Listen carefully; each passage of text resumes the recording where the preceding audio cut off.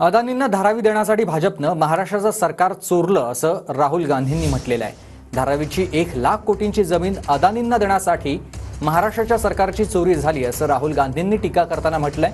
तर धारावीतील गरिबांना घर मिळू नयेत अशी राहुल गांधींची भूमिका असल्याचं देवेंद्र फडणवीसांनी पलटवार केलेला आहे। अदानींवरील राहुल गांधींच्या टीकेनंतर देवेंद्र फडणवीसांचं हे उत्तर आहे।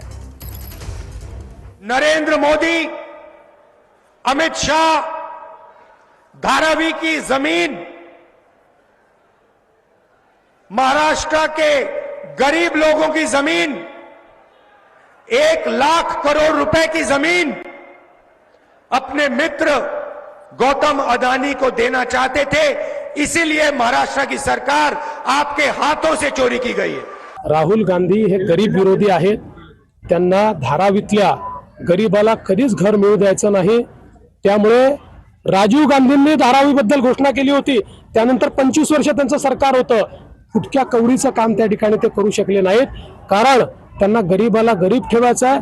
गरीब जोपर्यंत गरीब आहे तोपर्यंत तो त्यांच्या मागे राहील अशी त्यांची अपेक्षा आहे, पण असं होणार नाही। धारावी कुठेही अडाणींना दिलेली नाही।